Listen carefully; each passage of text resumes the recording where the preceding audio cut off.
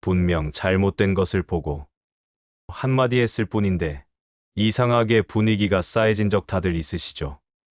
내가 한 말은 틀리지 않았습니다. 오히려 맞는 말이었고 누군가는 해야 할 말이었습니다. 그런데 말을 마치고 나면 상대의 표정이 굳어지고 대화가 끊기는 것 같은 느낌이 듭니다. 그럴 때마다 우리는 생각합니다. 내가 뭘 잘못했지? 억울한 마음이 듭니다. 말을 안 하면 속이 상하고 말을 하면 관계가 틀어집니다. 그렇다고 평생 입을 다물고 살 수는 없는 노릇입니다. 내 말이 틀린 건 아닌데 분위기가 왜 이렇게 될까요? 사실 여기에는 우리가 미처 몰랐던 반전이 하나 있습니다. 오늘 이 시간에는 그 비밀을 함께 풀어보려 합니다. 어떻게 하면 내 입장은 분명히 전하면서도 상대방과의 관계는 지킬 수 있을지. 어떻게 하면 상처를 주지 않으면서 할 말을 할 수 있을지. 어떤 표현이 품위를 지키는 것인지 말입니다. 구독과 좋아요 눌러주시면 여러분의 마음이 한결 가벼워지는 영상으로 찾아오겠습니다. 첫 번째, 관계를 망가뜨리는 한마디. 지난 주말에 있었던 67세 김영희 씨의 이야기입니다. 명절에 큰아들 가족이 찾아왔습니다. 며느리가 손주에게 젤리를 주는 모습을 보고 조심스럽게 말했습니다. 젤리는 좀 덜 먹이는 게 좋지 않을까? 젤리가 충치에 제일 안 좋다던데. 틀린 말이 아니었습니다. 오히려 손주를 걱정하는 할머니의 따뜻한 마음이었습니다. 그런데 며느리의 표정이 굳어졌습니다. 네, 알고 있어요 라고 짧게 대답하고는 말이 없어졌습니다. 그날 이후로 며느리와의 대화가 전보다 조심스러워졌다고 합니다. 이 어머니는 자꾸 생각이 났습니다. 내가 뭘 잘못했지? 틀린 말을 한 것도 아닌데. 하버드 대학교 심리학과 에이미 커디 교수는 흥미로운 연구 결과를 발표한 적이 있습니다. 사람들은 대화 상대를 평가할 때 말의 정확성보다 말하는 태도를 먼저 감지한다는 것입니다. 실험 참가자들에게 똑같은 내용의 조언을 들려주되 한 그룹에는 단호한 어조로, 다른 그룹에는 부드러운 어조로 전달했습니다. 놀랍게도 단호한 어조로 들은 사람들은 조언의 내용을 70% 이상 거부했고 부드러운 어조로 들은 사람들은 85% 이상 수용했습니다. 내용은 같았지만 결과는 완전히 달랐습니다. 왜 이런 일이 벌어질까요? 사람은 말의 내용보다 말의 관계성을 먼저 읽기 때문입니다. 우리 뇌는 상대의 말을 들을 때 무의식 중에 두 가지를 판단합니다. 이 사람이 나를 존중하는가, 그리고 이 사람이 나를 동등하게 대하는가입니다. 만약 이 두 가지 중 하나라도 흔들리면 아무리 좋은 내용이라도 마음의 문을 닫습니다. 그래서 젤리 좀 덜 먹이는 게 좋지 않을까 라는 말은 맞지만 며느리에게는 내 양육 방식을 인정하지 않는다는 메시지로 들린 것입니다. 문제는 말한 사람은 전혀 그런 의도가 없었다는 점입니다. 진심으로 손주를 걱정하는 마음이었습니다. 하지만 상대는 말의 내용이 아니라 그 안에 담긴 이계를 먼저 느낍니다. 내가 더 잘한다는 암묵적 메시지, 내 방식이 맞으니 고쳐라는 숨은 요구를 감지합니다.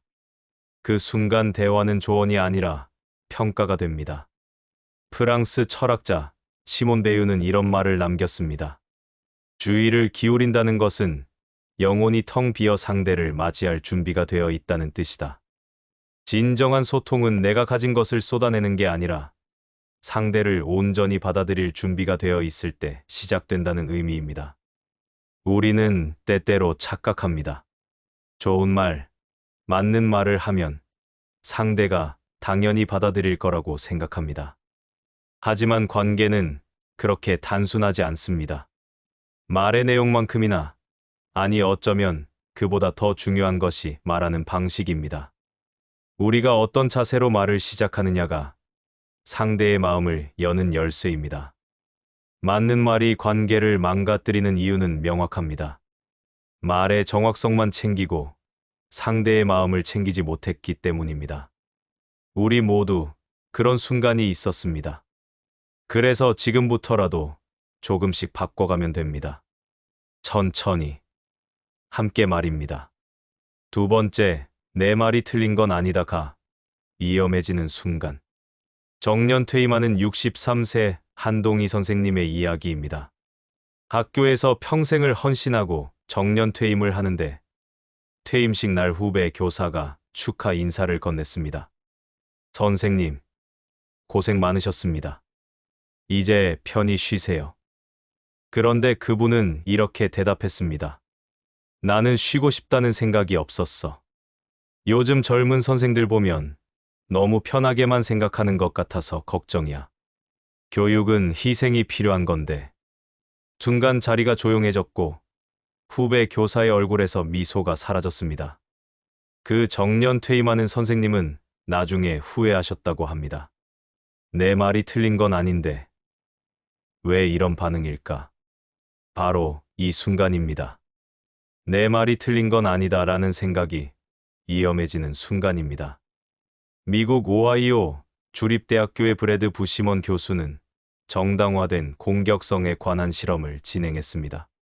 참가자들에게 논쟁 상황을 제시하고 한 그룹에게는 당신의 의견이 옳다는 확신을 주었고 다른 그룹에게는 여러 의견이 있을 수 있다는 여지를 주었습니다. 결과는 놀라웠습니다. 자신이 옳다는 확신을 받은 그룹은 상대의 의견을 65% 더 강하게 공격했고 대화를 일방적으로 끝내는 비율도 3배 높았습니다. 반면 여지를 받은 그룹은 끝까지 대화를 이어가려 노력했고 타협점을 찾는 비율도 월등히 높았습니다. 왜 이런 차이가 생길까요? 내 말이 틀린 건 아니다는 생각은 우리에게 일종의 면죄부를 줍니다. 내가 옳다면 내 말투가 좀 거칠어도 괜찮다고 생각합니다. 내가 옳다면 상대방의 감정을 조금 건드려도 어쩔 수 없다고 여깁니다. 그 순간 우리는 옳다라는 방패 뒤에 숨게 됩니다. 그리고 그 방패는 점점 무기로 변합니다. 문제는 이렇게 말할 때 정작 우리가 원하는 결과를 얻지 못한다는 점입니다. 상대방을 설득하려 했지만 마음의 문을 닫아버립니다. 관계를 지키려 했지만 관계에 금이 갑니다. 내 입장을 전달하려 했지만 상대는 듣지 않습니다. 맞는 말을 했는데도 말입니다. 한 번쯤 생각해 볼 문제입니다. 정말 원하는 게 무엇인가요? 내가 옳다는 것을 증명하는 것인가요? 아니면 상대와 진정으로 소통하는 것인가요? 만약 후자라면 내 말이 틀린 건 아니다는 생각부터 내려놓아야 합니다. 그것이 출발점입니다. 독일의 철학자 마르틴 부버는 이렇게 말했습니다. 진정한 대화는 상대를 대상이 아닌 존재로 대할 때 시작된다. 상대를 설득의 대상, 교정의 대상으로 보는 순간 대화는 이미 깨진 것입니다. 상대를 하나의 온전한 존재로 존중할 때 비로소 진짜 대화가 시작됩니다. 우리는 살면서 수없이 많은 옳은 말을 해왔습니다. 그리고 그 말들 중 일부는 상처를 남겼습니다. 그것이 우리의 잘못은 아닙니다. 다만 이제는 알게 된 것입니다. 옳다는 것만으로는 부족하다는 것을, 말에도 품위가 필요하다는 것을 말입니다. 세 번째, 품위 있는 어른. 66세 김태호 씨의 이야기입니다. 아들이 직장을 옮기는 문제로 고민 중이라고 했습니다. 아버지는 반대했습니다. 지금 다니는 회사가 안정적이고 요즘 같은 시기에 모험은 위험하다고 생각했기 때문입니다. 그런데 이상했습니다. 아무리 설득해도 아들은 듣지 않았고 오히려 대화를 피하기 시작했습니다. 답답한 마음에 아버지는 더 강하게 말했습니다. 아빠 말이 틀렸니? 경험이 더 많은 사람이 하는 말인데 왜 안 듣는 거야? 그날 이후 아들은 연락이 뜸해졌고 결국 아무 말 없이 이직을 단행했습니다. 아버지는 서운했습니다. 처음부터 내 입장을 고집한 건 아닌데 왜 이렇게 됐을까? 이 아버지가 놓친 것은 무엇일까요? 이 입장을 밝히는 것과 밀어붙이는 것의 차이입니다. 스탠퍼드 대학교 심리학과의 캐럴 드웩 교수는 성장 마인드셋과 고정 마인드셋에 관한 연구로 유명합니다. 그중 흥미로운 실험이 하나 있습니다. 부모가 자녀에게 조언할 때 어떤 방식이 더 효과적인지 비교한 것입니다. 한 그룹의 부모는 내 경험상 이게 맞아라는 식으로 확정적으로 말했고, 다른 그룹은 내 경험으로는 이런 것 같은데, 내 생각은 어때? 라는 식으로 열린 질문을 했습니다. 6개월 후 추적 조사를 했더니, 열린 질문을 받은 자녀들은 75%가 부모의 조언을 참고했고, 확정적 조언을 들은 자녀들은 30%만이 부모의 말을 수용했습니다. 더 놀라운 것은 관계의 질이었습니다. 열린 질문을 한 부모-자녀 관계는 이전보다 더 친밀해졌고, 확정적 조언을 한 관계는 소원해졌습니다. 무엇이 이런 차이를 만들었을까요? 이 입장을 밝힌다는 것은 내 생각을 분명히 표현하는 것입니다. 하지만 밀어붙인다는 것은 상대의 생각을 꺾으려는 것입니다. 둘은 비슷해 보이지만 전혀 다릅니다. 이 입장을 밝히는 사람은 나는 이렇게 생각해. 왜냐하면 이렇게 말합니다. 밀어붙이는 사람은 이게 맞아. 너는 틀렸어. 라고 말하죠. 전자는 자기 의견을 나누는 것이고, 후자는 상대를 굴복시키려는 것입니다. 품위 있는 어른은 자신의 입장을 분명히 합니다. 하지만 그 입장을 관철시키려 하지 않습니다. 왜냐하면 진정한 설득은 강요가 아니라 공감에서 나온다는 것을 알기 때문입니다. 상대가 스스로 납득할 때까지 기다릴 줄 압니다. 그것이 어른의 여유입니다. 우리는 지금껏 수없이 많은 일을 겪어왔습니다. 실패도 있었고 성공도 있었습니다. 그 과정에서 배운 것들이 있습니다. 그래서 가족에게, 주변 사람에게 조언하고 싶은 마음이 생깁니다. 그것은 당연합니다. 하지만 여기서 한 가지만 더 생각해 볼 필요가 있습니다. 내 경험이 소중한 만큼 상대의 선택도 소중하다는 것입니다. 고대 그리스 철학자 에픽테토스는 이런 말을 남겼습니다. 우리는 세상을 있는 그대로 보는 것이 아니라 우리 자신의 모습대로 본다. 내가 보기에 명백한 진실도 상대에게는 다르게 보일 수 있습니다. 그것을 인정하는 것이 품위입니다. 입장을 밝히되 밀어붙이지 않는 것, 그것은 쉽지 않은 태도입니다. 때로는 답답하고 때로는 불안합니다. 내 말을 왜 안 들을까 하는 마음도 듭니다. 하지만 바로 그 순간 우리는 선택해야 합니다. 내가 옳다는 것을 관철시킬 것인가, 아니면 관계를 지킬 것인가. 둘 다 가질 수는 없습니다. 품위 있는 어른은 부자를 선택합니다. 입장은 밝히되 상대의 마음도 지킵니다. 그것이 진정한 어른의 말투입니다. 네 번째, 여지의 76세 전영순 할머니의 이야기입니다. 손주가 게임을 너무 오래 한다고 생각했습니다. 처음에는 이렇게 말했습니다. 게임 그만하고 공부 좀 해. 그렇게 하면 나중에 후회해. 손주는 짜증을 내며 방으로 들어가 버렸습니다. 그런데 며칠 후 같은 상황에서 이렇게 바꿔서 말했습니다. 요즘 게임이 재밌나 보구나.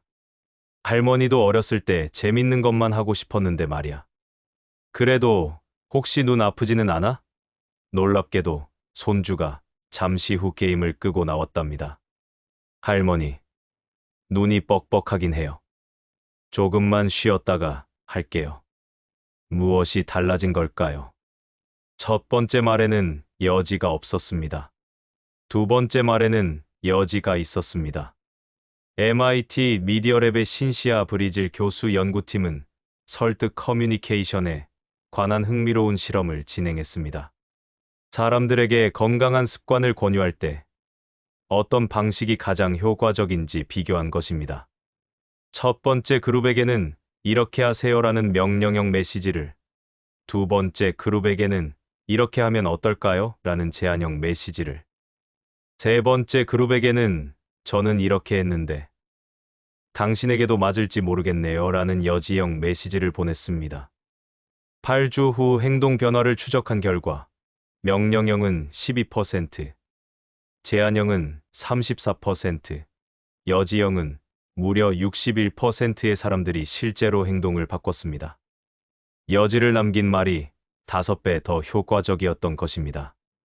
왜일까요? 사람은 누구나 자율성을 원합니다. 스스로 선택하고 스스로 결정하고 싶어 합니다. 아무리 좋은 조언이라도 그것이 강요처럼 느껴지면 본능적으로 거부합니다. 심리학에서는 이것을 리액턴스 이론이라고 부릅니다. 자유를 뺏긴다고 느낄 때 사람은 오히려 반대의 행동을 하려는 경향이 생긴다는 것입니다. 반면 여지를 주는 말은 상대에게 선택권을 줍니다. 이렇게 해야 한다가 아니라 이런 방법도 있다는 식으로 말하면 상대는 강요받는다고 느끼지 않습니다. 오히려 존중받는다고 느낍니다. 그 순간 마음의 문이 열립니다. 우리가 평생 들어온 말 중에서 진짜 마음에 남은 말은 어떤 말이었나요? 이렇게 해라고 강요한 말이었나요? 아니면 이런 것도 생각해봤으면 좋겠어 라고 제안하는 말이었나요? 대부분 후자일 것입니다. 우리도 마찬가지입니다. 우리의 말이 상대에게 남으려면 여지를 줘야 합니다. 프랑스 철학자 폴 리케르는 이렇게 말했습니다. 이해한다는 것은 상대의 세계 안으로 들어가는 것이다. 상대가 선택할 수 있는 여지를 주는 것. 그것이 바로 상대의 세계를 존중하는 방식입니다. 예를 들어, 그렇게 하면 안 돼. 보다는 나는 이런 방법이 더 나을 것 같은데. 어떻게 생각해? 라고 말하고. 내 말이 맞아? 보다는 내 경험으로는 이랬는데. 내 생각도 듣고 싶어. 라고 말입니다. 작은 차이처럼 보이지만 상대가 받는 느낌은 완전히 다릅니다. 전자는 상대의 숨통을 조이지만 후자는 상대에게 숨 쉴 틈을 줍니다. 얼마나 강하게 말하느냐가 아니라 얼마나 상대에게 선택의 여지를 남겨주느냐가 진짜 힘입니다. 그것이 품위 있는 어른의 말투입니다. 5번째, 가족에게 할 말하는 것이 더 어려워지는 이유. 59세 조선희 씨의 이야기입니다. 가족한테 더 조심스러워진다고요. 예전엔 그냥 편하게 말했는데 요즘엔 한마디 할 때마다 고민이 된다고 합니다. 특히 자녀들에게 뭔가 조언하려 할 때 말을 꺼내기도 전에 눈치부터 보게 됩니다. 이 말하면 잔소리로 들리려나 간섭으로 생각하려나. 그래서 할 말을 삼키고 있으면 답답하고 막상 말하고 나면 분위기가 어색해지고. 가족인데 왜 이렇게 말하기가 어려울까요? 정말 많은 분들이 이런 고민을 합니다. 왜 가족 관계에서 할 말을 하는 것이 더 어려워질까요? 가장 큰 이유는 친밀함의 역설 때문입니다. 우리는 가족이니까 편하게 말해도 된다고 생각합니다. 하지만 동시에 가족이니까 더 상처받기 쉽습니다. 친밀한 만큼 기대도 크고 기대가 큰 만큼 실망도 큽니다. 그래서 가족에게 하는 한마디가 오히려 타인에게 하는 10마디보다 무겁게 다가옵니다. 또 하나의 이유는 역사입니다. 가족은 함께 살아온 시간이 있습니다. 그 시간 속에는 쌓인 기억들, 해결되지 않은 감정들, 암묵적인 역할 관계들이 존재합니다. 그래서 현재의 한마디가 과거의 수많은 순간들과 연결됩니다. 또 그 말이야 라는 반응이 나오는 이유입니다. 말의 내용보다 말의 패턴이 문제가 되는 것입니다. 우리는 가족에게 수많은 말을 했습니다. 그 중에는 좋은 말도 있었고 서툰 말도 있었습니다. 그 모든 말이 쌓여서 지금의 관계를 만들었습니다. 그래서 이제는 더 신중해질 필요가 있습니다. 가족이니까 편하게 말하는 것이 아니라 가족이기에 더 조심스럽게 말하는 것입니다. 고대 중국의 철학자 장자는 이런 말을 남겼습니다. 가까운 사람일수록 섬세한 마음이 필요하다. 물이 가까이 있다고 해서 함부로 다루면 물은 흐려진다. 가족 관계도 마찬가지입니다.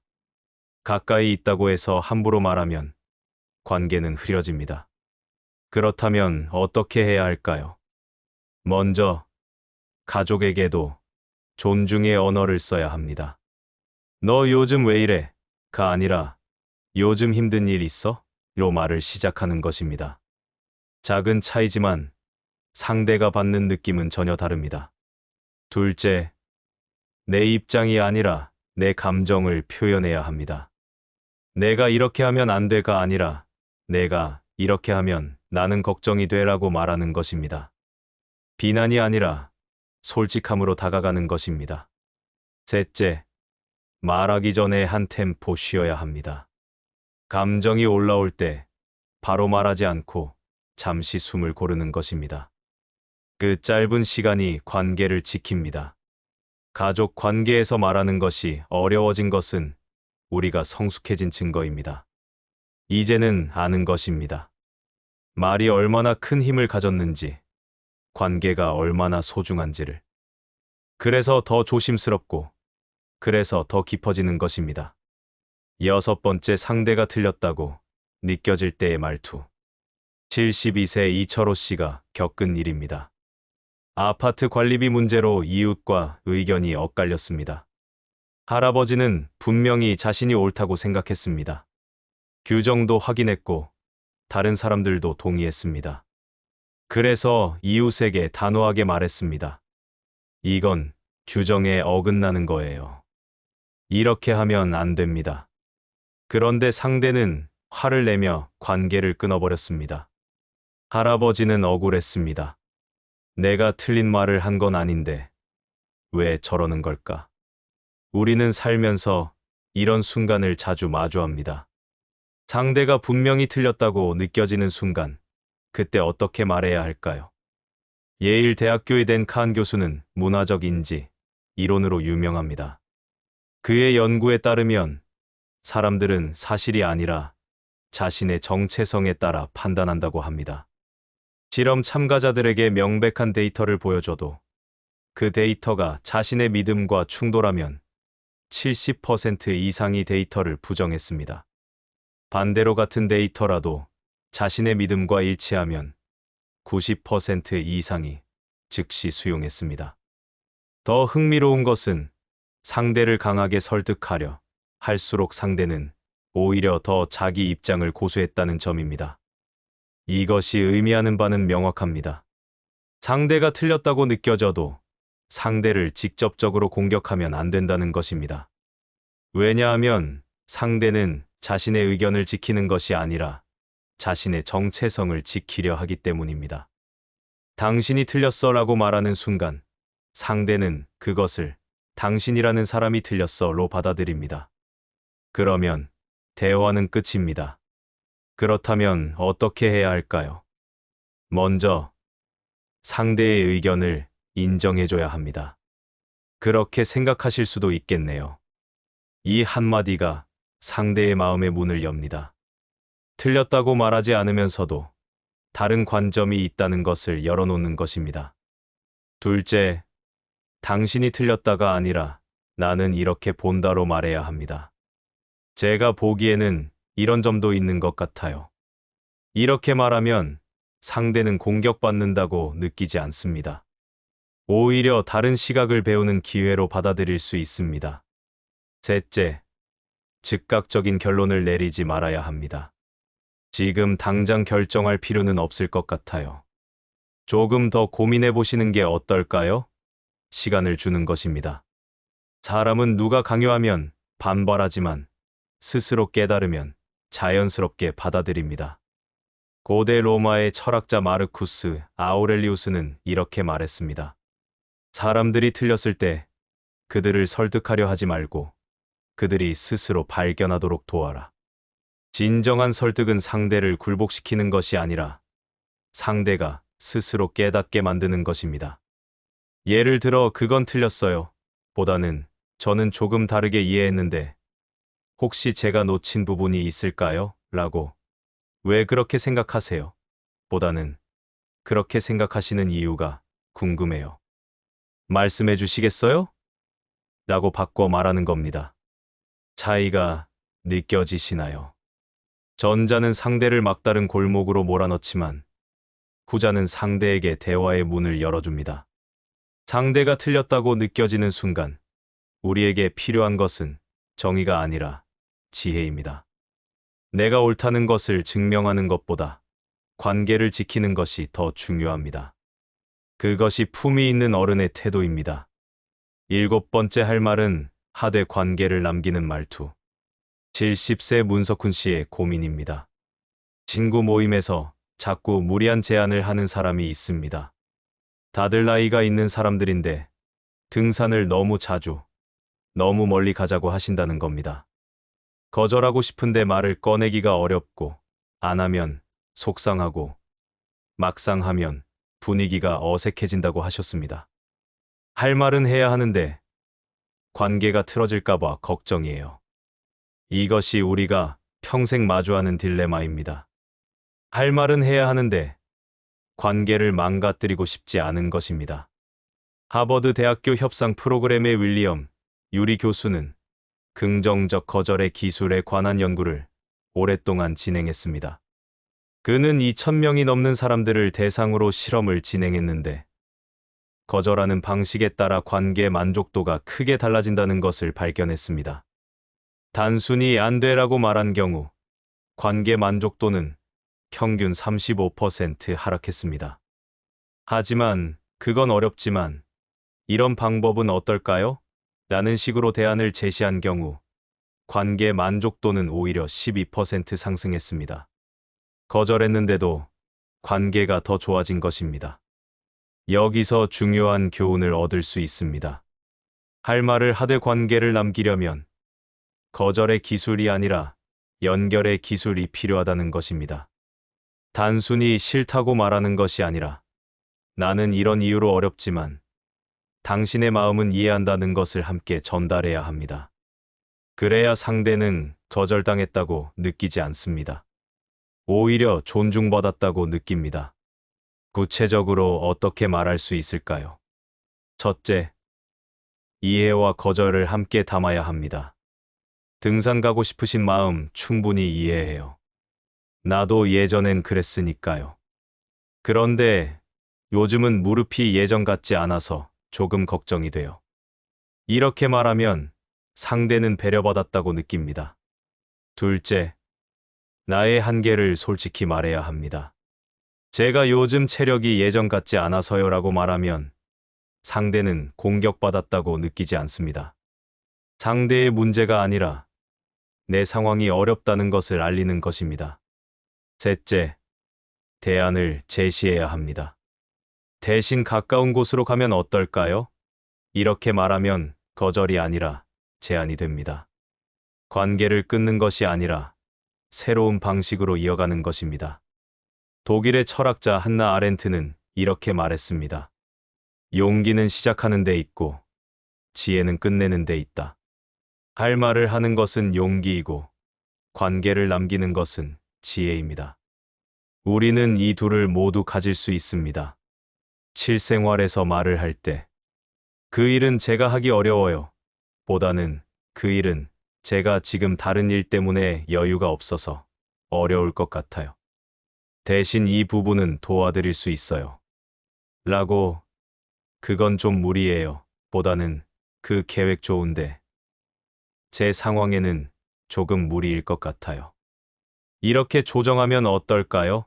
라고 저는 그렇게 생각 안 해요. 보다는 저는 조금 다르게 봤는데 두 관점이 다 의미가 있는 것 같아요. 라고 말입니다. 이렇게 말하면 상대는 거절당했다고 느끼지 않습니다. 오히려 자신의 의견이 존중받고 함께 더 나은 방법을 찾고 있다고 느낍니다. 그래서 관계는 문제가 생기지 않습니다. 할 말은 하되 관계를 망치지 않는 말투. 그것은 하루아침에 만들어지지 않습니다. 연습이 필요하고 실수도 하게 됩니다. 하지만 조금씩 시도하다 보면 어느새 자연스러워집니다. 그것이 우리가 평생 다듬어갈 품위입니다. 8번째 품위 있는 표현은 시간이 지나서야 평가된다. 61세 황익준 교수님의 이야기입니다. 몇 년 전 제자가 찾아와 진로 상담을 요청했는데 그 학생은 안정적인 직장을 그만두고 예술 활동을 하고 싶다고 했습니다. 선생님은 솔직히 걱정이 됐습니다. 현실적으로 어려운 길이라고 생각했기 때문입니다. 하지만 선생님은 내 꿈을 존중해. 다만 선생님은 내가 힘들어할까봐 걱정이 돼. 그래도 내가 선택한 길이라면 선생님은 응원할게. 라고 말했습니다. 결국 학생은 그 길을 갔고 힘든 시간을 보냈습니다. 그런데 3년 후 그 학생이 다시 찾아왔습니다. 성공하지는 못했지만 후회는 없다고 했습니다. 그리고 선생님, 그때 말씀 정말 감사했어요. 만류하지 않고 제 선택을 존중해 주셨잖아요. 그게 큰 힘이 됐어요. 라고 말했습니다. 이것이 품위 있는 표현의 힘입니다. 스탠퍼드 대학교 제임스 페니베이커 교수의 연구팀은 20년간 장기 추적 연구를 진행했습니다. 사람들에게 과거에 들었던 조언 중 가장 기억에 남는 것을 물었습니다. 놀랍게도 85% 이상이 강하게 말한 조언이 아니라 조심스럽고 따뜻하게 말한 조언을 기억했습니다. 더 흥미로운 것은 그 조언의 내용을 정확히 기억하는 사람은 30%에 불과했지만 조언을 들었을 때의 감정은 95%가 선명하게 기억했다는 점입니다. 사람들은 무슨 말을 들었는지보다 어떤 느낌을 받았는지를 기억합니다. 왜 품위 있는 표현은 시간이 지나서야 평가될까요? 당장은 가벼워 보이기 때문입니다. 강하게 말하지 않고 확실하게 주장하지 않고 여지를 남겨두는 말은 순간적으로 힘이 없어 보입니다. 상대를 굴복시키지도 않고 내 입장을 관철시키지도 않습니다. 그래서 말하는 당사자도 불안합니다. 내 말이 제대로 전달됐을까? 너무 가볍게 말한 건 아닐까? 하지만 시간이 지나면 다릅니다. 강한 말은 순간의 승리를 가져다 주지만 오래도록 상처를 남깁니다. 반면 품위 있는 말은 당장의 효과는 없지만 시간이 지날수록 그 가치가 빛을 발합니다. 상대는 나중에 깨닫습니다. 그때 그 사람이 나를 얼마나 존중해줬는지, 얼마나 배려해줬는지. 조선시대 학자 다산정약용은 제자들에게 이렇게 가르쳤습니다. 급한 말은 급한 때 쓰고 무딘 말은 무딘 때 쓴다. 하지만 품위 있는 말은 언제나 쓴다. 품위는 상황에 따라 변하는 것이 아닙니다. 항상 지켜야 할 태도입니다. 우리는 때때로 조급합니다. 내 말을 당장 알아들어 주길 바랍니다. 내 입장을 즉시 이해해 주길 원합니다. 하지만 사람의 마음은 그렇게 빨리 움직이지 않습니다. 마음은 천천히, 아주 천천히 움직입니다. 그래서 품위 있는 말은 나중에야 빛을 발합니다.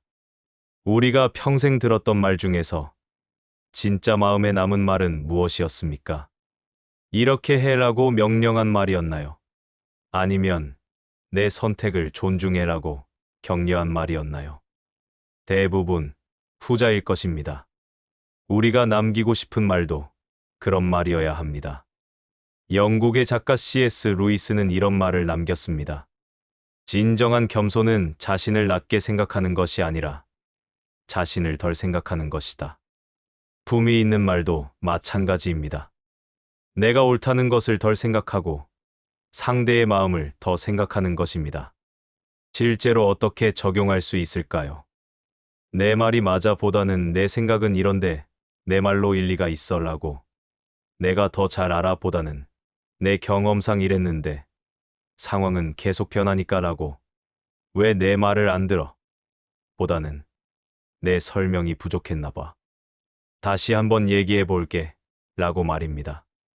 이렇게 말하는 것이 당장은 가벼워 보일 수 있습니다. 하지만 1년 후, 10년 후 상대가 기억하는 것은 이런 말입니다. 그래서 품위 있는 표현은 시간이 지나서야 평가되는 것입니다. 지금까지 맞는 말이지만 관계를 망가뜨리는 말투.